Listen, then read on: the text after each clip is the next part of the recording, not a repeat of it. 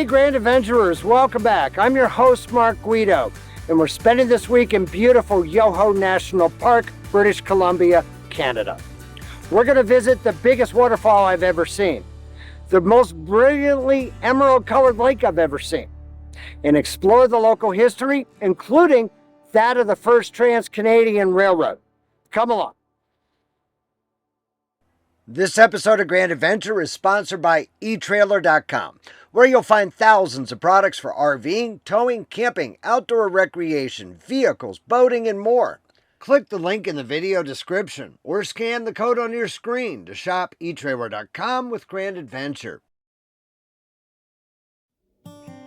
British Columbia's Yoho National Park, established in 1885 as Canada's second protected area, encompasses the entire western side of the Continental Divide at 5,390-foot Kicking Horse Pass, bordering both the province of Alberta and Banff National Park.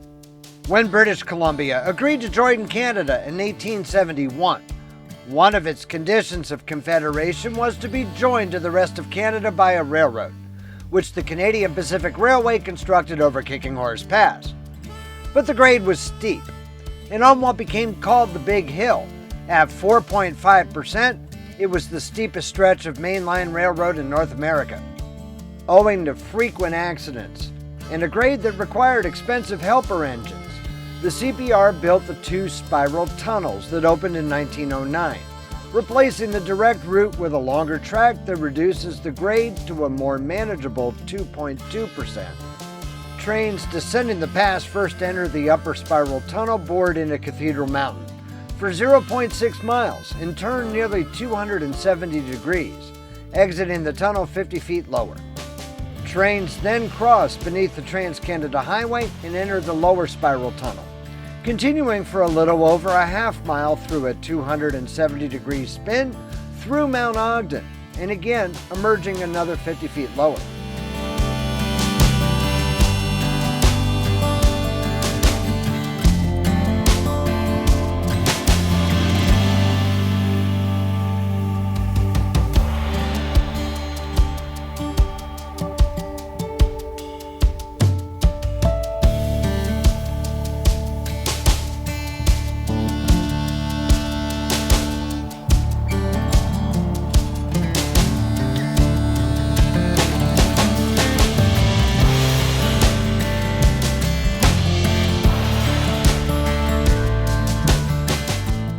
The town of Field, British Columbia, at the western base of Kicking Horse Pass, was created as a work camp solely to accommodate the additional locomotives needed for trains to tackle the Big Hill.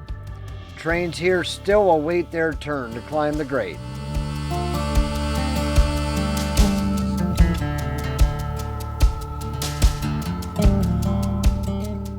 Today, Field is a small community of about 170. In addition to hosting the Yoho National Park Administration Building and Visitor Center, Field includes a couple of quaint gift shops, restaurants, and small accommodations.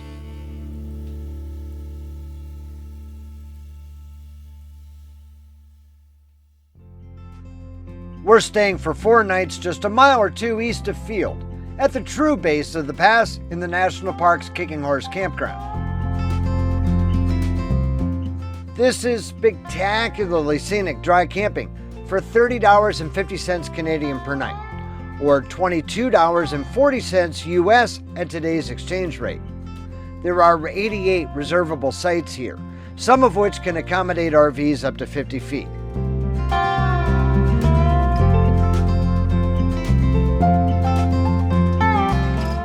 While our campsite is in a round open meadow for unobstructed solar power and Starlink, most of the campground is thickly forested.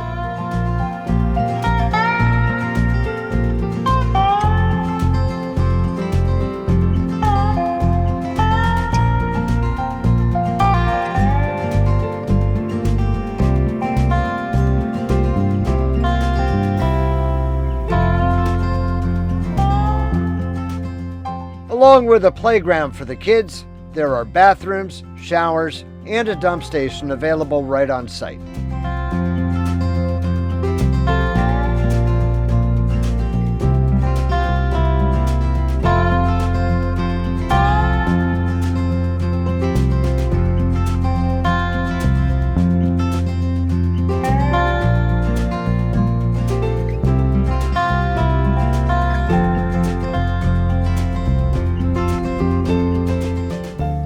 Here, right within our campground, is an oven constructed by the railroad crews in 1884.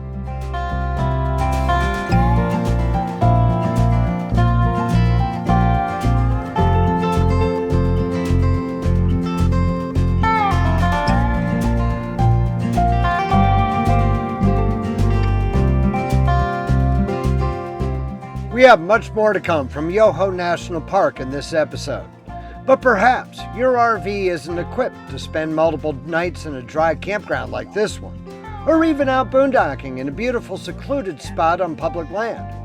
Our valued video sponsor, etrailer, can equip your RV for extended stays away from hookups and provide the advice you need to get the job done right. Whether you need products for your RV, boat, trailer, vehicle, hunting and fishing, off-roading, and more, our video sponsor eTrailer has you covered.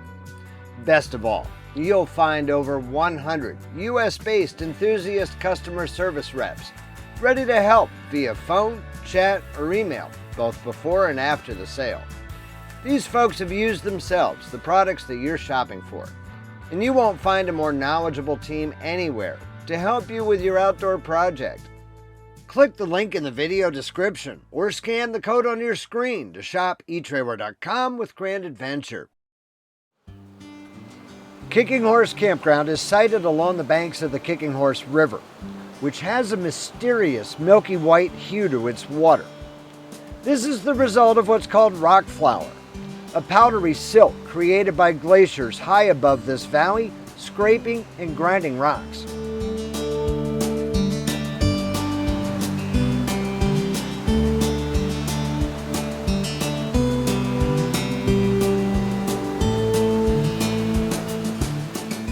Just upstream of our campground, the confluence of the Yoho and Kicking Horse rivers clearly illustrates the difference that rock flour creates. The Yoho is filled with rock flour, but the rock flour has already settled out of the Kicking Horse River and upstream lakes, leaving crystal clear water at this junction.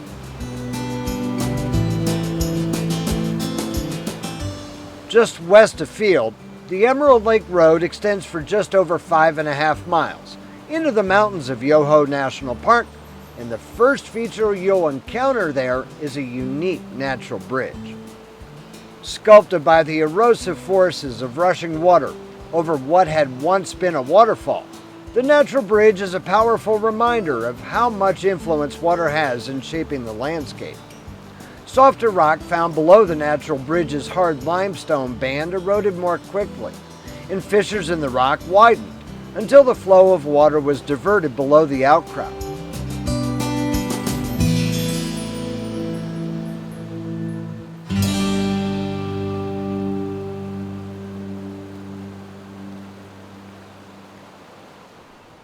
At the end of the road is Emerald Lake, which is the real draw here, readily evident by the number of people disembarking tour buses to take selfies on the bridge.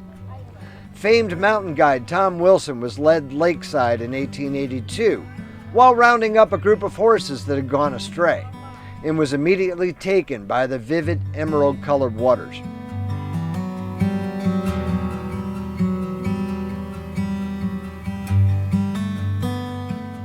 There's a hike around the lake that takes about an hour to complete. Or you can simply stroll around the peninsula that houses Emerald Lake Lodge and its cabins.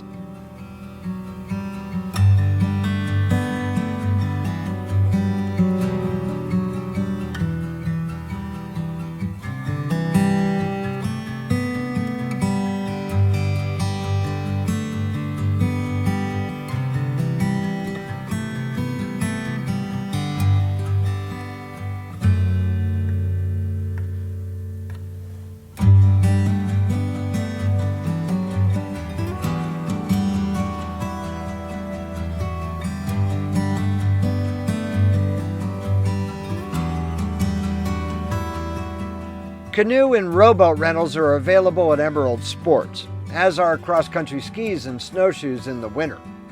But you can't drop your own canoe or kayak in the water. All water bodies in Yoho National Park are closed to watercraft and fishing, until March 31, 2026, to reduce the spread of aquatic invasive species, including whirling disease. This applies to all lakes, streams, and rivers in the park.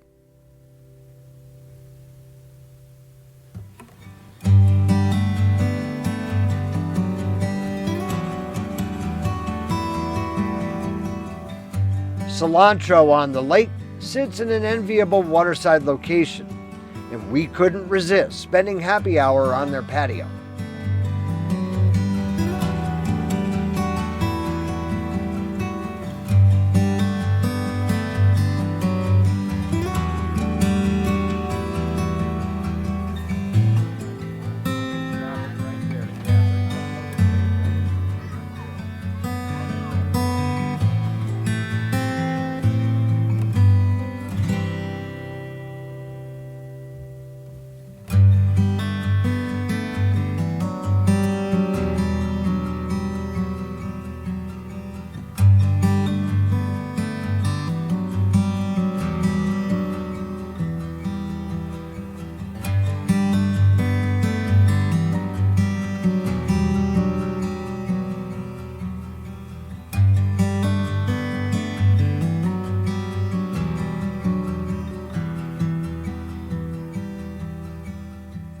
We'll bring you to the tallest waterfall we've ever seen, right after a quick ad break to pay the bills. So stay tuned.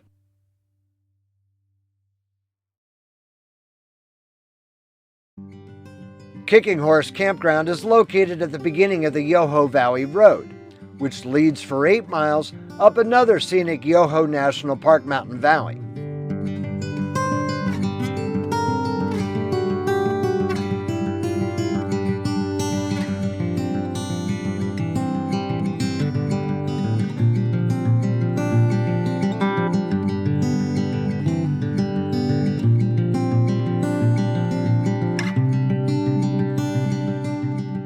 Yoho Valley Road leads past some of the largest avalanche paths that I've ever seen.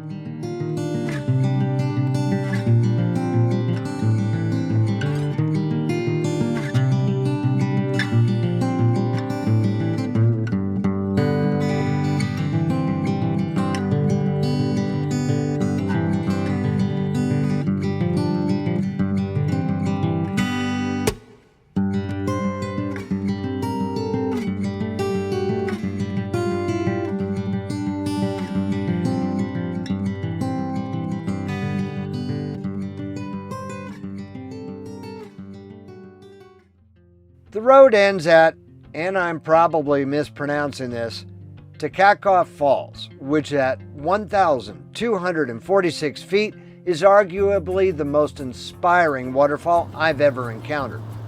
It's the second tallest waterfall in all of Canada, after Della Falls on Vancouver Island.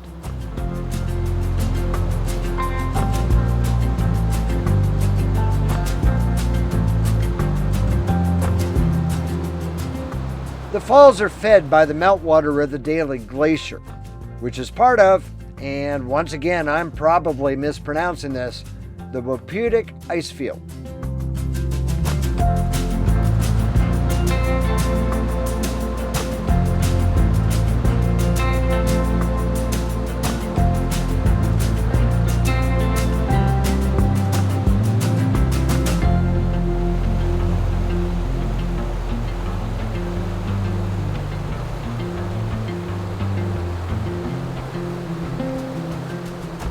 Takakkaw means magnificent in the Cree language, and the falls are magnificent indeed.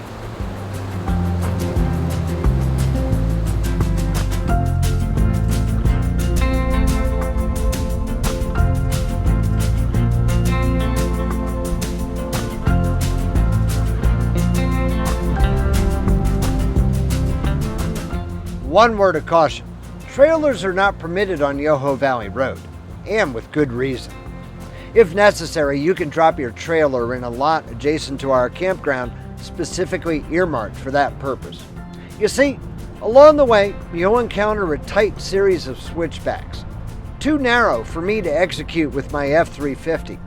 Instead, I need to pull forward and execute a 3-point turn just to make the bend.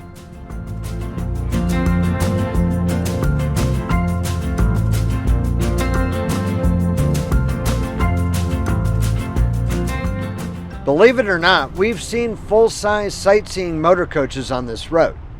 Those longer vehicles need to pull forward past the first switchback, back down to beyond the second switchback, then pull forward to continue on their way.